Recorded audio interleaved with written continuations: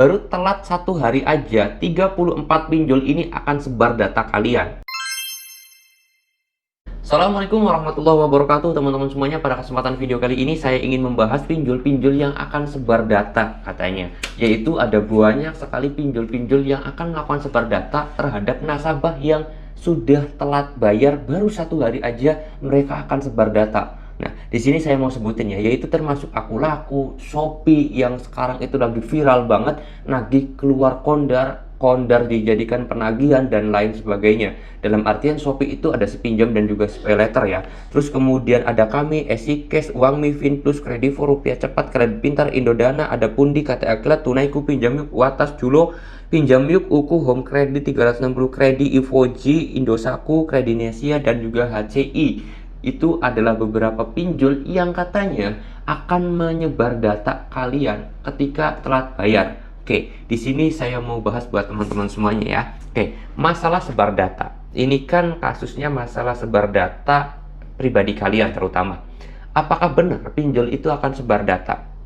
Bang, pinjol ini sebar data atau enggak? Bang, pinjol ini akan tagih ke kondar atau tidak? Atau keluar kondar atau bagaimana? Oke, masalah pertanyaan seperti itu teman-teman, jujur saya sendiri nggak bisa menjawab secara detail dan juga secara spesifik. Kenapa kok bisa seperti itu? Karena pertama, yang tahu sebar data itu adalah kalian sendiri. Kenapa? Karena kan kalian itu melakukan pinjaman, itu yang mencantumkan kontak darurat kalian, bukan saya ya. Jadi ketika kalian itu melakukan pinjaman, pasti kalian melakukan pengajuan yang namanya kontak darurat. Siapa yang dicantumin kontak daruratnya? Misalkan kalian orang tua kalian dan juga suami, ada juga yang sama istri dan juga anaknya, ada juga yang orang tua sama adiknya atau dengan kakaknya atau sepupunya atau pamannya. Pasti ada dua kan. Nah, di situ sebenarnya kalian bisa ngambil kesimpulan. Kalau misalkan kalian itu hutang kalian diketahui oleh orang lain di luar kontak darurat, maka artinya pinjol tersebut sebar data. Contoh, kalian itu melakukan pinjaman, kontak daruratnya adalah suami kalian dan juga orang tua kalian. Ini khususnya istri ya. Contoh dua kali itu aja, suami kalian dan juga ibu kalian atau orang tua kalian. Tetapi ternyata temen nongkrong tahu, teman kuliah pada tahu, teman sekolah pada tahu, tetangga pada tahu. Itu artinya pinjol tersebut sebar data. Teman kalian di luaran Jawa ataupun teman-teman kalian di medsos pada tahu kalau kalian itu punya hutang. Artinya pinjol tersebut sebar data, ya. Kuncinya sesimpel itu dan segampang itu. Karena yang mengetahui lebih jelas dan lebih detailnya adalah kalian sendiri gitu loh. Karena yang mencantumkan kontak darurat kan kalian. Nah, kalau orang tua kalian dan juga suami kalian itu mengetahui, wajar karena mereka dijadikan kontak darurat. Tetapi kalau sampai teman kuliah atau tetangga yang tidak dijadikan kontak darurat tahu, artinya pinjol tersebut sebar data kita. Nah, data ini hanya sekedar yang namanya hutang kita. Sekali lagi ya, hanya sekedar hutang kita. Tetapi termasuk itu juga data pribadi kita dong. Bukan foto KTP, foto selfie kita bersama KTP, bukan.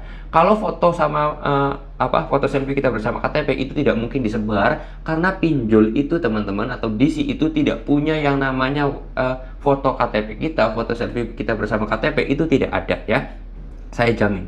Kenapa? Ya kalau DC itu punya foto kita, foto selfie kita bersama KTP, punya KTP, foto KTP kita, saya yakin DC itu akan melakukan hal-hal yang negatif terhadap data kita. Bisa aja DC itu kan minjem aja di aplikasi pinjol ilegal, ya kan? Kalau pinjol ilegal kan nggak harus rekening pribadi, bisa juga dipermainkan. Jadi KTP kita, data kita dipinjemin untuk ngambil uang dari pinjol ilegal. Itu kalau DC-nya punya data KTP kita, foto selfie kita bersama KTP, itu pasti dia akan melakukan itu gitu loh. Nah, jadi yang namanya sebar data itu hanya kalian yang tahu. Nah, terus kemudian apakah aman Bang terhadap yang namanya sebar data? Kalian jangan takut, jangan panik kalau DC atau pinjol tersebut sebar data.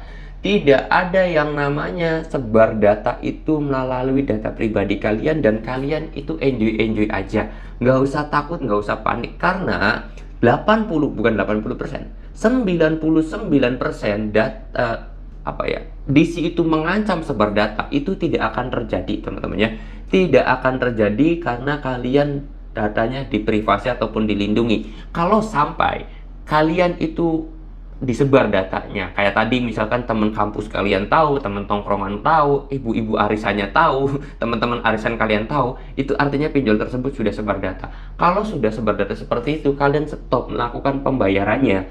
Kalian stop, jangan lagi buka pinjolnya, bahkan hapus aja pinjolnya, restart HP kalian dan ganti nomor HP kalian. Itu sudah menjadi hal yang harus kalian lakukan karena pinjol tersebut sudah sangat melanggar aturan, beraninya menyebar data pribadi kita atau berani-berani menyebar data privasi kita ya. Itu hal yang harus kalian lakukan. Ya memang hanya 1% aja yang pinjol berani melakukan sebar data itu. Tetapi kalaupun ada, kalian harus segera lakukan galbay pada saat itu juga. Oke, itu pesan saya dan itu yang harus kalian ingat-ingat. Jangan pernah takut terhadap yang namanya galbay pinjol, dan jangan pernah teman-teman semuanya melakukan gali lubang tutup lubang, karena itu jauh lebih berbahaya. Lebih baik kalian disebar datanya daripada gali lubang tutup lubang. Kenapa? Karena kalau kalian galbay di satu aplikasi pinjol, oke, data kalian sudah tersebar, contoh.